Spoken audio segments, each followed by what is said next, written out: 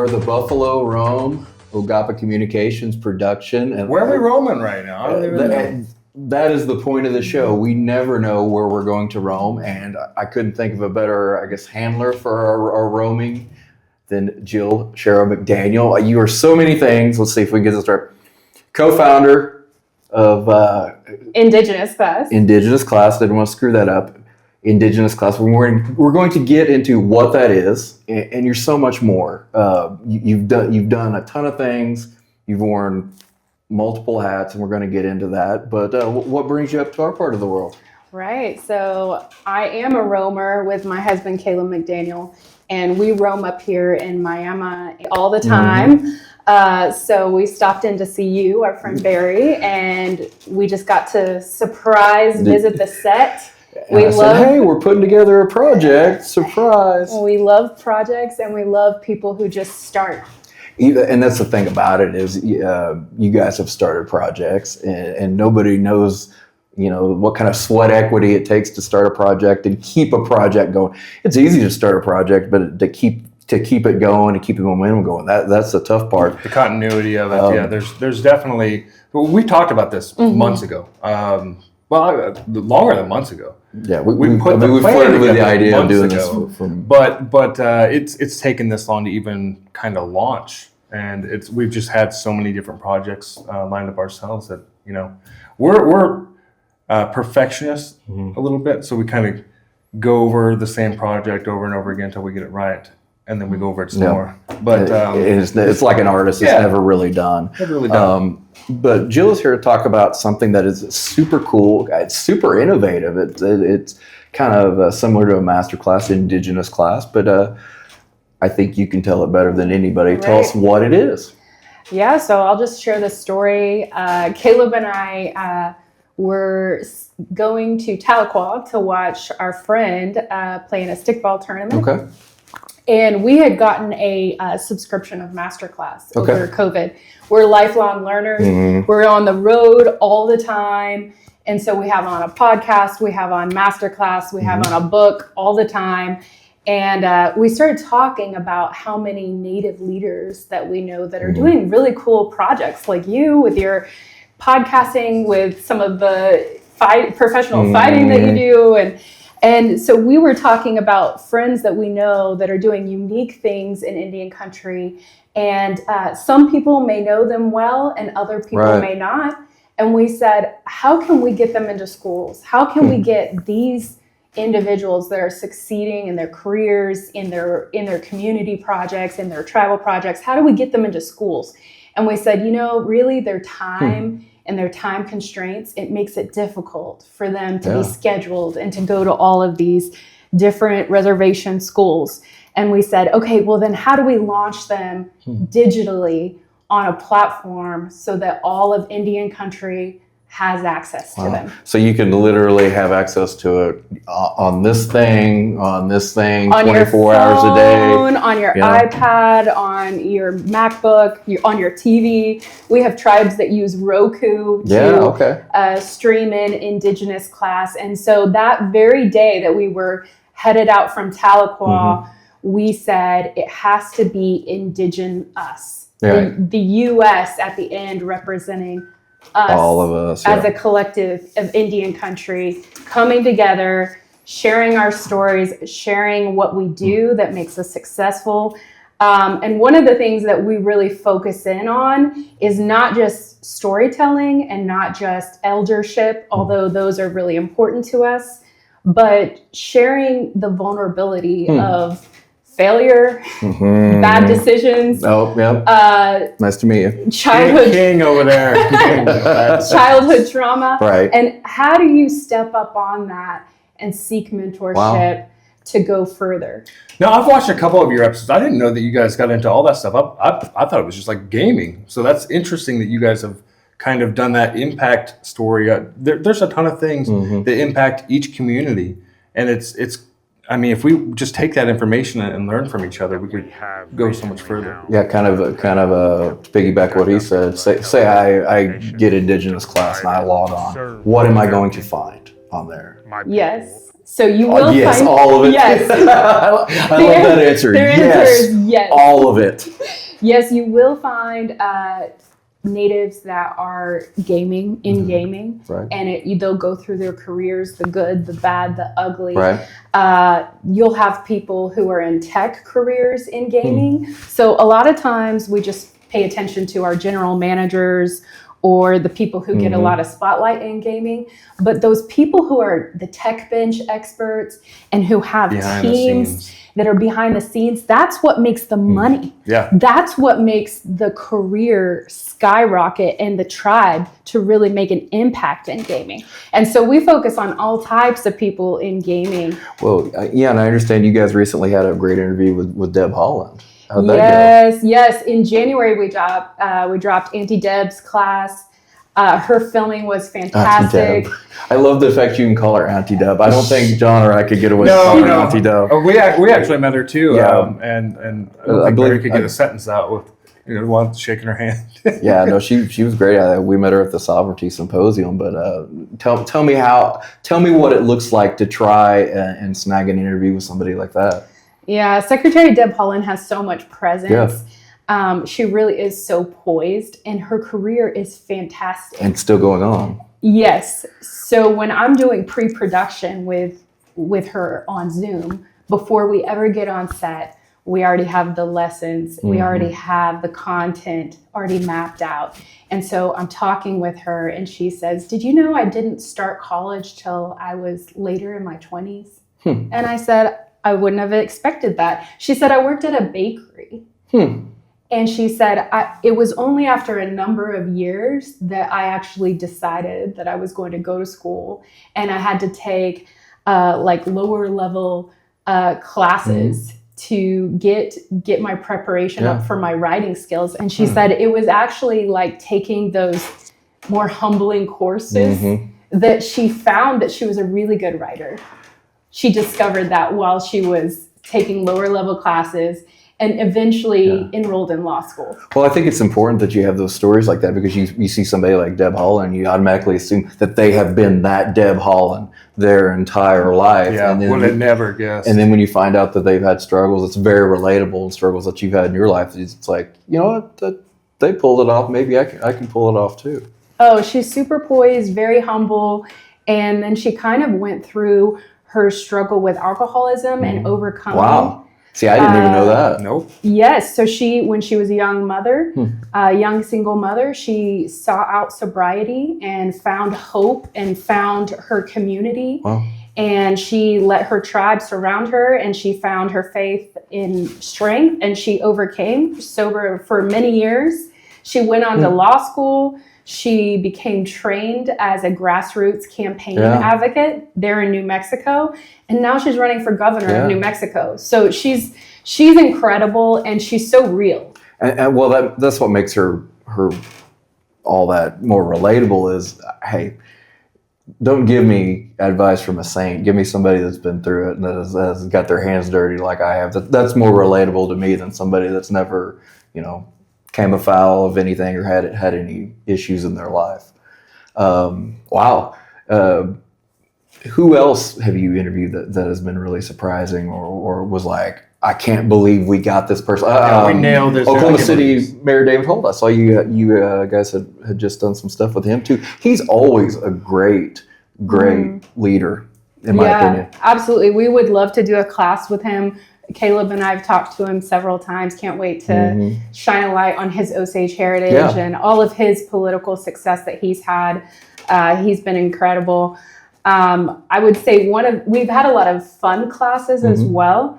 One of the most recent classes was Ross Anderson. So you may not know that name off the top of your head if you're not in professional skiing, but Ross Anderson is the fastest downhill skier in the Western Hemisphere. Makes sense. I've never skied in my life. We call that falling. That's not skiing each other. So it's like seeing me at the skating rink in Joplin or something. It's not. It's not good. Pizza and French fry doesn't work for you? No. Okay. Yeah, he won the World Cup in 2016, and he's a Cheyenne Arapaho guy. Has an incredible story of adoption. grew up on the slopes, didn't have a lot of money, but was determined to prepare himself and go ahead and try and get into the World Cup finals. So he rode from Colorado to Nevada on his little like scooter motorcycle. It was not a nice one. Little he bought Vespa. it for a couple little Vespa. I feel like he's having a little Dumb and Dumber moment, right? Exactly. Wore his motorcycle helmet and qualified for the World Cup wearing a motorcycle helmet on the slopes. That's awesome. He is the fastest downhill skier in the world. Only because of the motorcycle helmet. Only because of Yes. Yes, and he That's won. rough. He won overseas.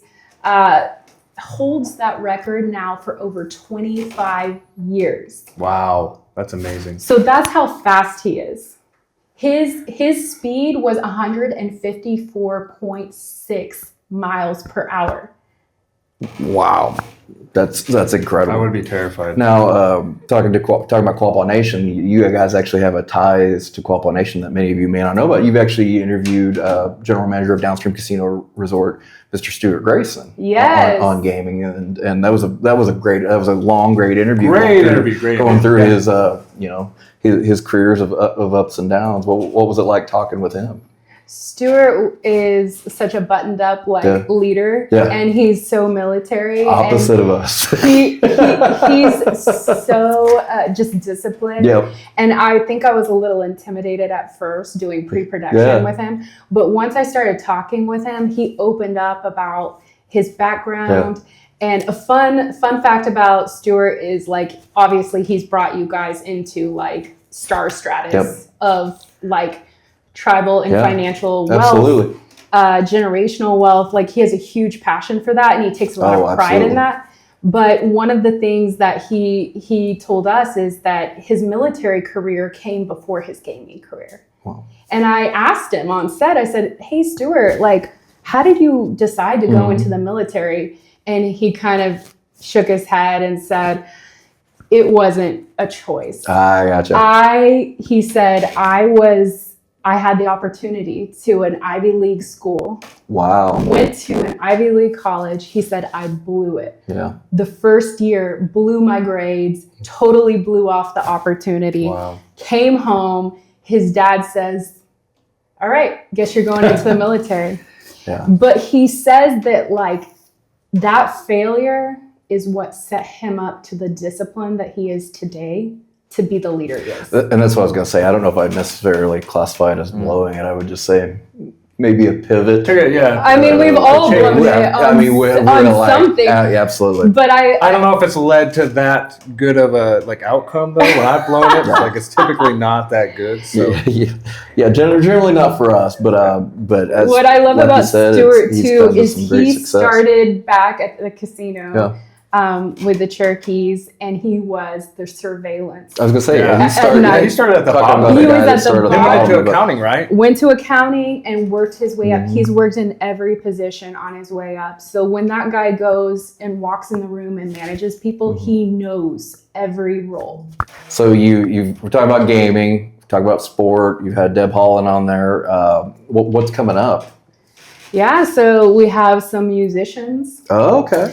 We I like have music. some certified dietitians that do health and wellness. So they're going to teach us how to eat, Right. how I to feel dig like a lot of people have into. been telling me how to eat today. It's just because you're on a diet, and it's like Maybe when you that's look for a red car, that's all you see is red cars. You're just on a diet. No, we had Sherry Knight, our fitness instructor, on here. She was on our first show, and I think it's important because we talk about sovereignty and everything, but there's sovereignty over yourself, and really at the end of the day, because if you don't have your health and you don't have your wellness, then nothing else matters at all. That was a whatsoever. great line, Barry. Perfect. I like that. Yeah. I like it. Sovereignty Sovereignty over ourselves. Occasionally, I'll have a nugget of good. That was a good I'm just going to nugget. be quiet That was for a the good rest of the nugget. show because that was my one. Yep, that's it. So we have some acting classes on Indigenous Class. So we have some professional actors, some people who have worked in Dark Winds, on Leonardo wow. I like that show. DiCaprio's productions. We have some culture as well on Indigenous Class.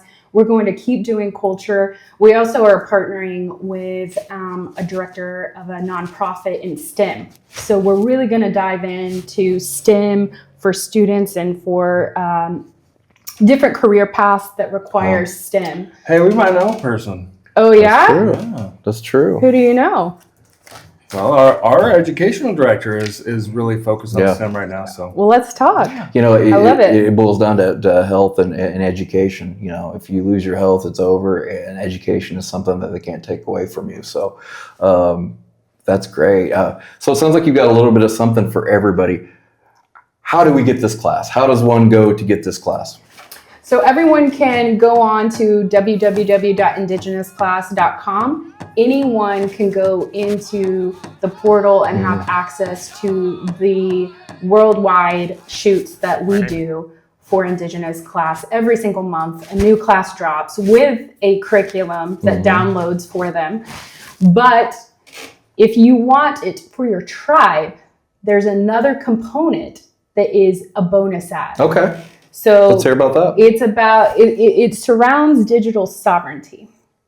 So where that phrase digital sovereignty kind of comes into the frame every now and then as we're working on. Are you telling me some tribes don't want all their business out there for everybody Exactly. With YouTube, with Facebook, all those platforms. Well, I mean, there's ownership issues. I don't know if anybody's ever read the fine print on a YouTube page, but who has time to read the ownership agreement on any of these platforms? I don't have time to read the back of the cereal doesn't have box. time to read. Yeah, I don't even know how to read. What are you talking about? But I mean, there's some scary ownership items tucked away on page 457 that I don't think people are aware of. And like I said, furthermore, I don't know that some people necessarily want all of the, I don't know, say happenings or dirty. I don't know if I'd go so far. I'll just go ahead and say dirty laundry out there for everybody to, because every tribe has it. We all act like.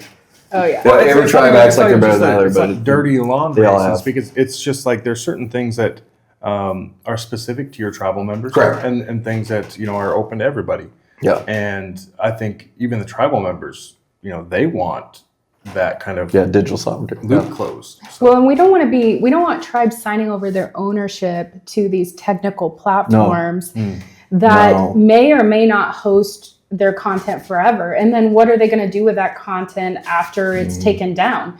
We don't know because you signed away the ownership. Right. So on Indigenous Class, if you sign up as a tribe, we give you a special tribal price.